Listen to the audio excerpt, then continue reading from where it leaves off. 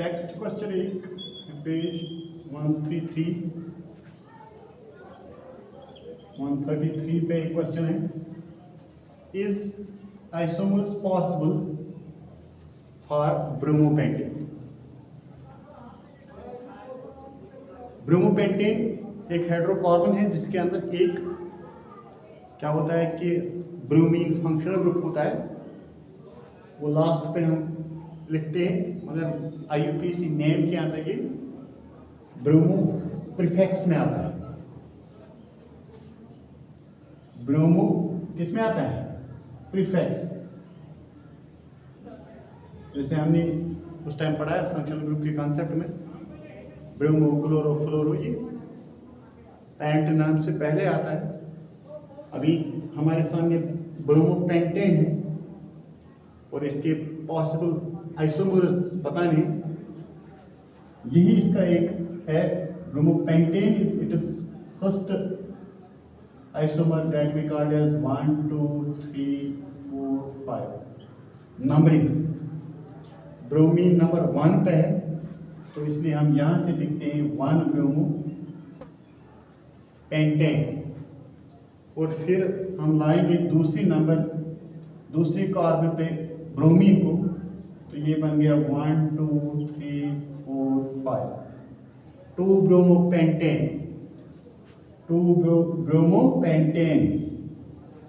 ये आ गया 1 bromopentane. Bromopentane is also called as 1 bromopentane. और जब हम ब्रोमीन को थर्ड नंबर पे लाएंगे 1 2 3 4 5, तो ये बन गया 3 bromopentane. 3 bromopentane. Then we write yes, isomers are possible for bromopentane. But now the question here arises, why not 4 and 5 bromo? Why we not write as 4 and 5? We can write it as, when we take BR 1 position, then second position and third number, then it will go here. If it will go for here, तो ये बनेगा 4। तो जब ये यहाँ आएगा ये बनेगा 5 नहीं। इसको जब फिर हम कहेंगे कि IUPAC जो रूल होता है नॉमेनक्लेचर का, वहाँ से हम कहते हैं कि एल्काइल ग्रुप जो भी होगा फंक्शनल ग्रुप, उसको नंबरिंग उस साइड से करना है so that it will get the lowest number. The functional group will get the lowest number, alkyl groups will get the lowest number। और जब हम यहाँ पर लाएंगे ब्रोमीन को तो वही फिर नंबर चेंज हो जाएगा, ये बनेगा 1 2 दैट इज हियर। और जब हम ब्रोमीन को यहाँ पे लाएंगे फिर नंबरिंग इस साइड करेंगे, ये बनेगा 1 that goes here. So 4 and 5 goes as 2 and 1। 4 and 5 goes as 2 and 4 means 2 bromo and 5 means 1, because numbering side get changed according to the rule of nomenclature. Alkyl gets functional groups, functional group member or alkyl member should get the lowest number. So the three or we can say 2 possible isomers, 2 bromo and 3 bromo are the 2 isomers, possible isomers, because one is itself a bromopentane।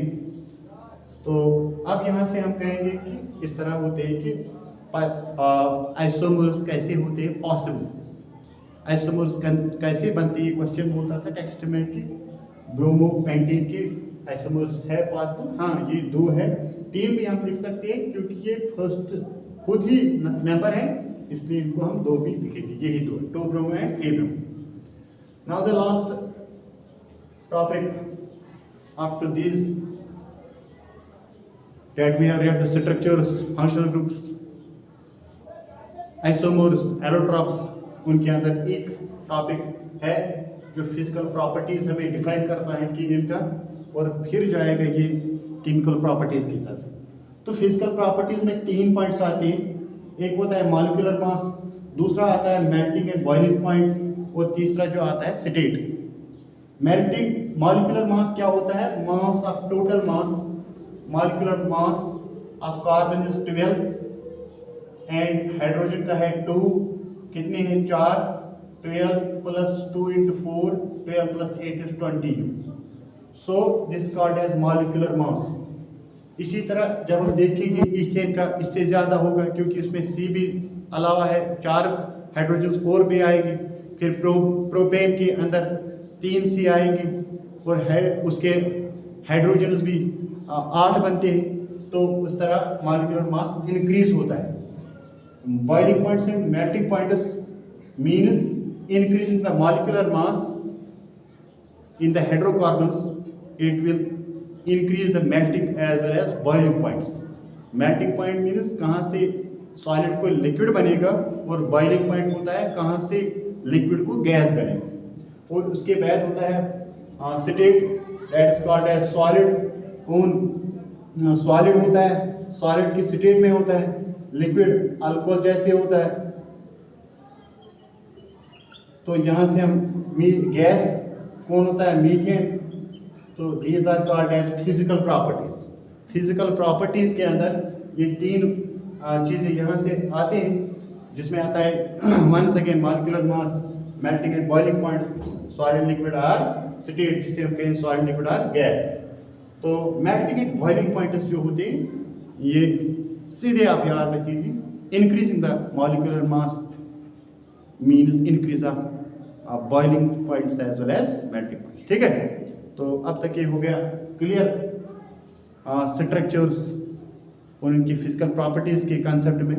और अब ये जाएगा एक और नए concept में, जहाँ से हम कहेंगे chemical properties of carbon compound. ठीक है, hydrocarbons, that we will discuss in one more in that we will discuss in another topics. ठीक, ओके चलिए।